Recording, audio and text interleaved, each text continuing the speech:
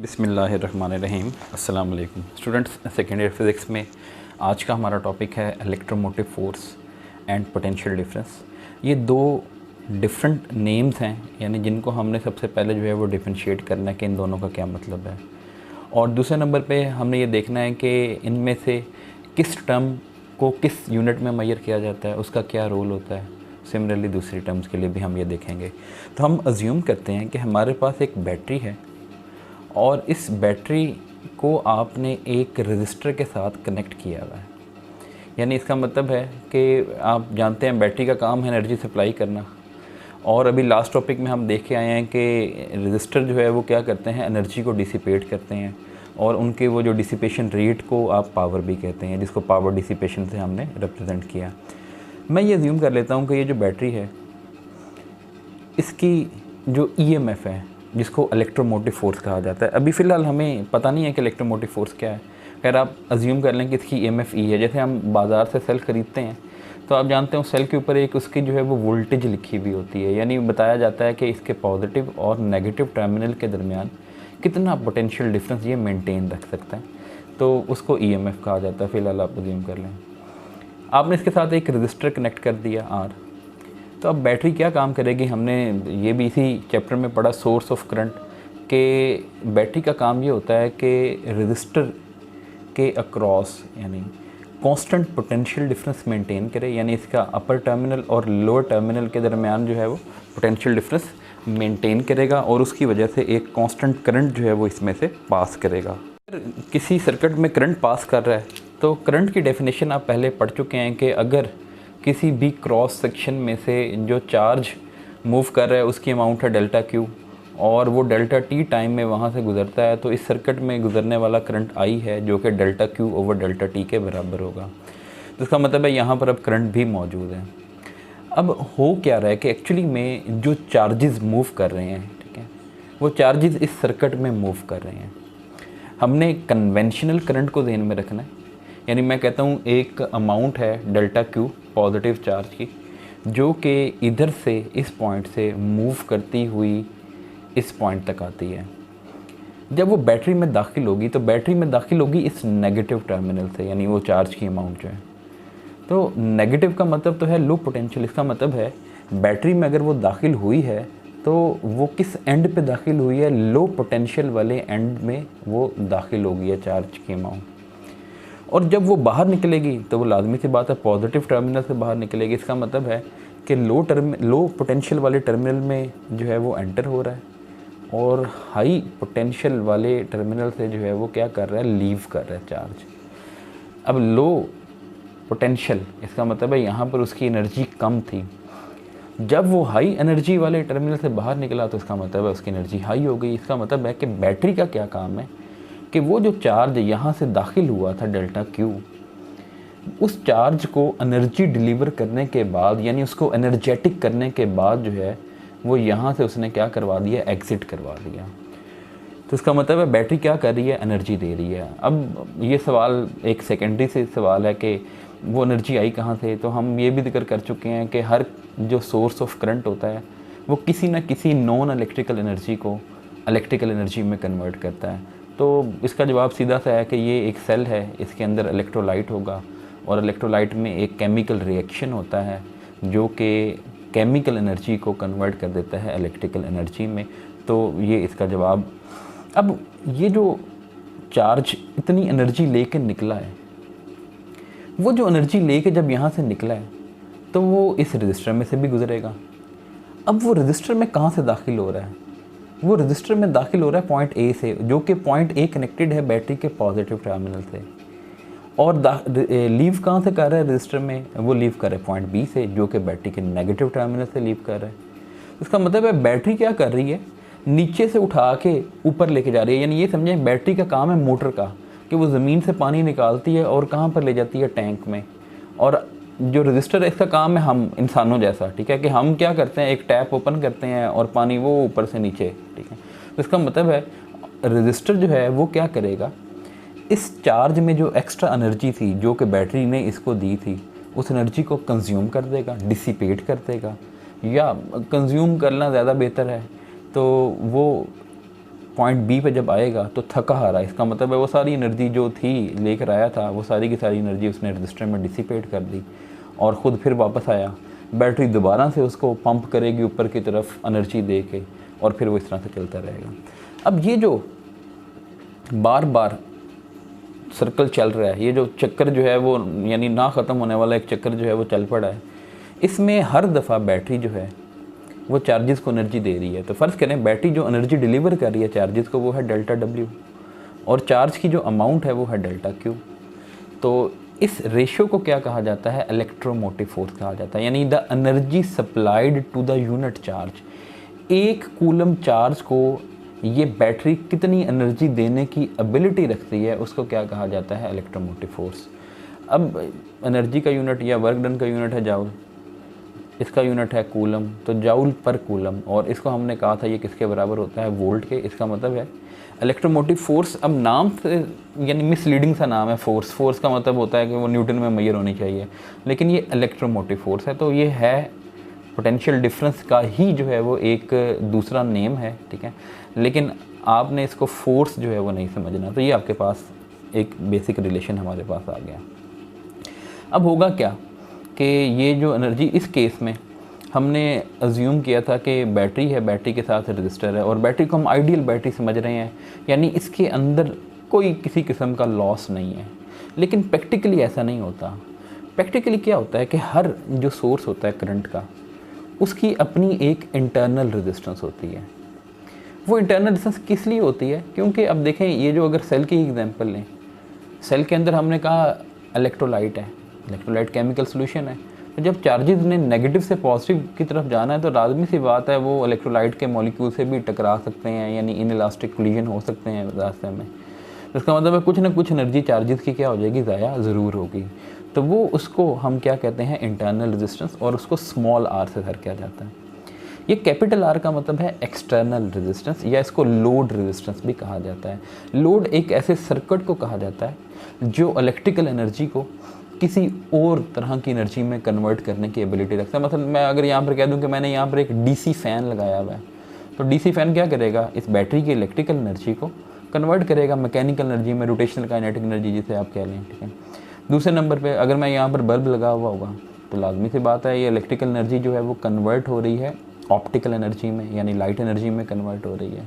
तो यहाँ पर जो भी आप सर्किट लगाएंगे उस लिहाज से जो है वो क्या होना शुरू हो जाएगी? एनर्जी की कन्वर्जन। इसको लोड कहा जाता है।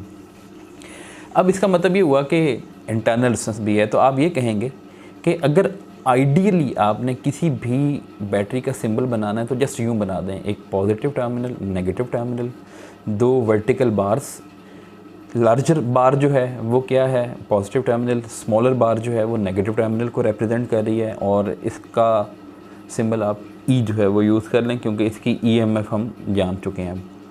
लेकिन प्रैक्टिकली ऐसा होगा कि ये जो सेल होगा ये दो चीज़ों का मजमूआ होगा, ठीक है।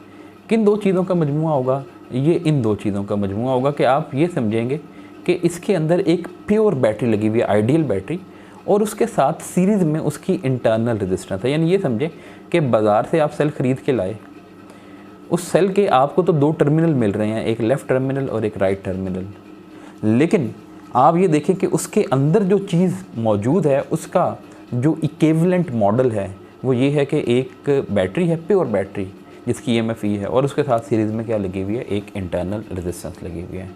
अब हम क्या करते हैं कि ये एक प्रैक्टिकल बैटरी हमने ख़रीदी, ये उसकी इंटरनल रेजिस्टेंस जो है वो हमने साथ अटैच कर दी, और फिर हमने क्या किया? उसको एक एक्सटर्नल रेजिस्टेंस के साथ, यानी एक सर्किट जिसको हम ड्राइव करना चाहते हैं, चलाना चाहते हैं, उसके साथ लगा दिया। ये जो एक्सटर्नल रेजिस्टेंस है ये आप अज्यूम कर लें कि ये हमारे कंट्रोल में है, ठीक है।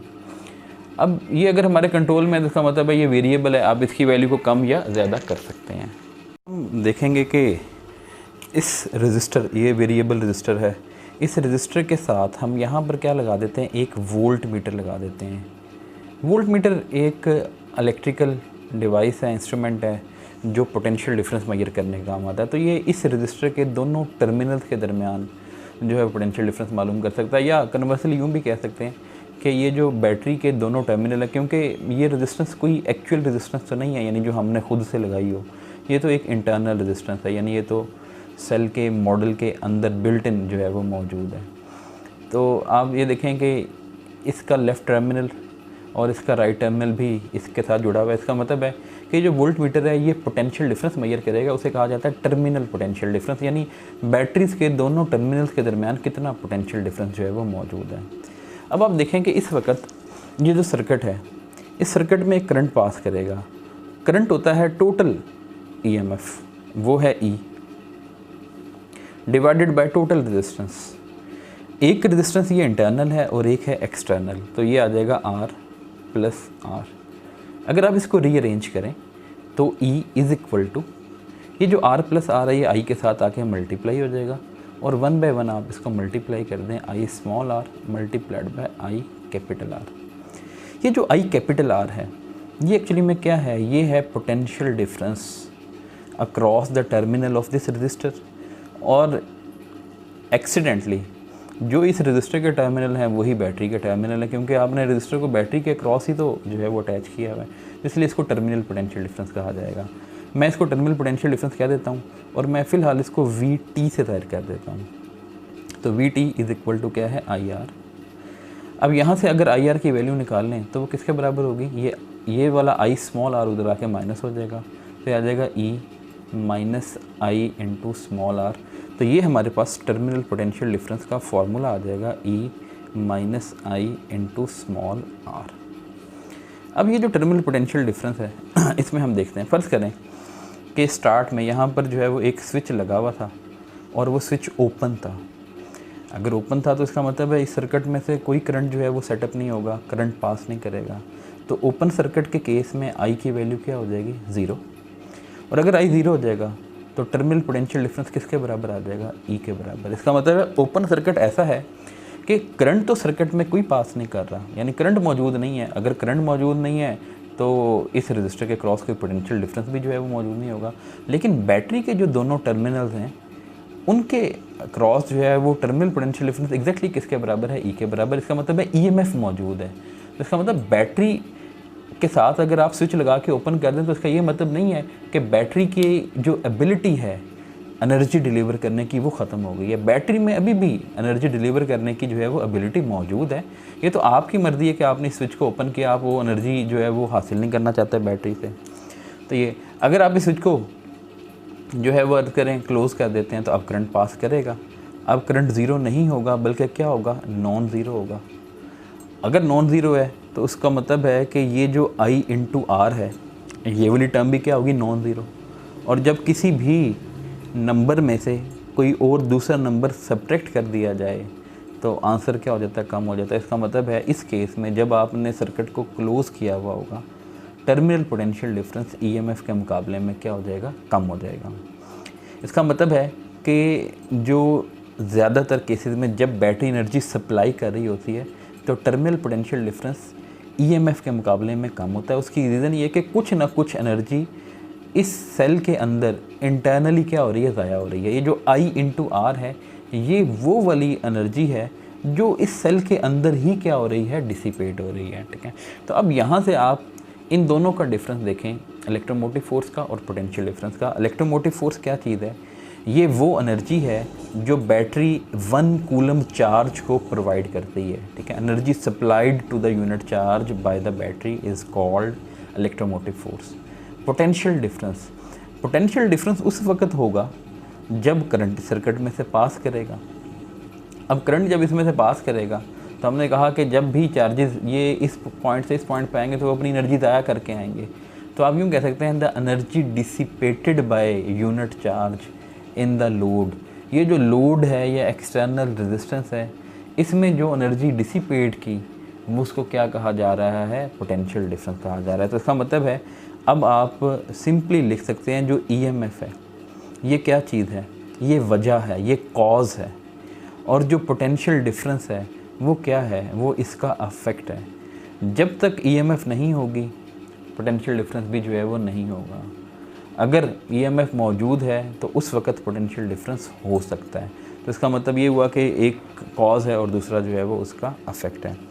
अब हम एक जो है वो देखते हैं सर्किट के, अगर फ़र्ज़ करें हमें ये कहा जाए कि हमारा मकसद तो ये है कि हम इस बैटरी से मैक्सिमम पावर किसको देना चाहते हैं, इस रजिस्टर को।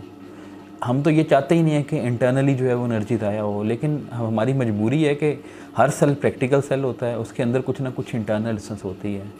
तो यहाँ पर इस रजिस्टर को मिलने वाली जो पावर है उसको यूँ लिखा जा सकता है P=I²R। मैंने उसको आउट कह दिया, यानी आउटपुट पावर, क्योंकि ये इनपुट है तो ये आउटपुट है। जैसे हम कह चुके हैं कि ये कॉज है, दूसरा क्या है, उसका इफेक्ट है। अब I की वैल्यू अभी हमने निकाली थी, वो किसके बराबर थी, E/R+R। मैंने यहाँ पर लिख दिया E/R+R, इसका स्केयर इंटू R। E का स्केयर क्या हो जाएगा, E² इंटू R, ओवर में आ जाएगा R प्लस कैपिटल R, इसका होल स्केयर। अब ये आप छोटे होते हुए बचपन में आपने ये इस तरह की बातें सुनी हुई हैं फैक्टराइजेशन वगैरह में कि A+B होल स्केयर किसके बराबर होता है, ये होता है A-B whole square plus 4AB। तो मैंने इसको इस फॉर्म में लिख लिया। अब ये है आउटपुट पावर का रिलेशन जो कि हमारे पास आ चुका है। अब ये जो शक्ल है, ये इसमें देखें एक न्यूमरेटर है और एक डिनोमिनेटर है। तो अगर आप चाहते हैं कि पावर आउटपुट मैक्सिमम हो तो उस वक्त आपको स्मॉल r और कैपिटल R को इक्वल पुट करना पड़ेगा। अगर स्मॉल r और कैपिटल R इक्वल हो जाएंगे तो ये जो ब्रैकेट वाली टर्म है ये ज़ीरो हो जाएगी। और आप जानते हैं जब डिनोमिनेटर की वैल्यू कम हो जाए तो उस वक्त जो आंसर होता है वो क्या हो जाता है, बढ़ जाता है। तो इसका मतलब है जब स्मॉल r और कैपिटल R बराबर हो जाएंगे उस वक्त ये वाली टर्म क्या हो जाएगी, ज़ीरो, और जो आउटपुट पावर है उस सिचुएशन में क्या हो जाएगी, मैक्सिमम हो जाएगी। तो वो किसके बराबर आएगी, E²R/4 small r into capital R। अब स्मॉल r की जगह भी कैपिटल R पुट किया जा सकता है, तो स्मॉल r की जगह भी कैपिटल R, एक कैपिटल R वैसे ही है, कैंसिल करें तो आंसर किसके बराबर आ जाएगा, E²/4R। इसका मतलब है कि एक प्रैक्टिकल बैटरी किसी भी लोड रेजिस्टेंस R को मैक्सिमम पावर उस वक्त डिलीवर करेगी जब लोड रेजिस्टेंस और सोर्स की इंटरनल रेजिस्टेंस आपस में मैच कर जाएंगी। इसको रेजिस्टेंस मैचिंग कहा जाता है। तो जहाँ पर रेजिस्टेंस मैच करेंगी वहाँ पर मैक्सिमम पावर डिलीवर होगी, और वो किसके बराबर होगी, E²/4R। बाकी तमाम केसेस में जो पावर आउटपुट होगी वो इसके मुकाबले में क्या होगी, कम होगी। तो ये है प्रैक्टिकल केस। आइडियल केस में क्या था, आइडियल केस में पावर थी V/I। अब V की जगह आप यूज़ कर रहे हैं E और साथ इस्तेमाल कर रहे हैं I। तो यहाँ पर आप पुट करेंगे I की जगह E/R, क्योंकि यहाँ पर स्मॉल r को ज़ीरो लिया हुआ है, क्योंकि आइडियल केस है, इंटरनल से ज़ीरो है। तो आइडियल केस में बैटरी की EMF अगर E हो तो मैक्सिमम कितनी पावर डिलीवर कर सकती है, E²/R। तो प्रैक्टिकल केस में उसके मुकाबले में 4 गुना कम पावर जो है वो क्या हो रही है, डिलीवर होगी आउटपुट के ऊपर। ये हमारा टॉपिक था, और इसके साथ एक एग्जांपल है, एग्जांपल 13.4, जिसको हम इसके साथ ही कवर कर लेते हैं और फिर ये हमारा टॉपिक कंप्लीट हो जाएगा यहाँ पर। तो एग्जांपल 13.4 की मैं जो है वो स्टेटमेंट रीड करता हूँ, और जो इन्फॉर्मेशन होगी उसको हम यहाँ पर जो है वो लिखते जाते हैं। तो ये वैल्यू आ जाए, the potential difference between the terminals of a battery in open circuit is 2.2। अभी हमने कहा कि जब हम ओपन सर्किट रखते हैं तो उस वक्त जो पोटेंशियल डिफरेंस होता है उसको EMF कहा जाता है, क्योंकि ओपन सर्किट के केस में करंट ज़ीरो था। When it is connected across a resistance of 5 ओम। अब आपने जो एक्सटर्नल रेजिस्टेंस लगाई है वो है 5 ओम की। The potential difference falls to 1.8 volt. अब जो पोटेंशियल डिफरेंस है वो कितना हो जाएगा, 1.8 वोल्ट। उसको आपने टर्मिनल पोटेंशियल डिफरेंस या V से ज़ाहिर करना है। Calculate the current and the internal resistance. तो करंट मालूम करें और इंटरनल रेजिस्टेंस। सबसे पहले आप जानते हैं टर्मिनल पोटेंशियल डिफरेंस को यूँ लिखा जाता है V=IR। तो यहाँ से आप I की वैल्यू बड़ी इजीली मालूम कर सकते हैं, I=V/R। अब V की वैल्यू भी क्वेश्चन में बताई हुई है 1.8, R की वैल्यू भी क्वेश्चन में बताई हुई है 5.0। तो इन दोनों को आप डिवाइड करें, ये आपके पास करंट आ जाएगा। नेक्स्ट उसने कहा इंटरनल रेजिस्टेंस, स्मॉल r की वैल्यू निकालें। तो अभी हमने ये कहा V=I-R। ये जो -IR है दूसरी साइड पे आके +IR हो जाएगा, और ये राइट साइड पे v इधर आके माइनस हो जाएगा। यहाँ से आप स्मॉल r की वैल्यू निकाल सकते हैं, किसके बराबर, e minus V over I. तो e की जगह 2.2 प्लेस कर दें, क्वेश्चन में है। v की वैल्यू क्वेश्चन में आपको पता है 1.8 और i की वैल्यू भी आपने फर्स्ट पार्ट में फाइंड की है, ये आ जाएगी 0.36। तो ये बनेगा 0.4 डिवाइडेड बाय 0.36। तो इस तरह से आप जो है वो इसकी वैल्यू निकाल लेंगे, आंसर आ जाएगा 1.11 ओम। तो ये हमारी जो है वो इंटरनल रेजिस्टेंस है, जो कि आज का हमारा टॉपिक जो है यहाँ पर कंक्लूड होता है। अपना ख्याल रखिएगा, अल्लाह हाफ़िज़।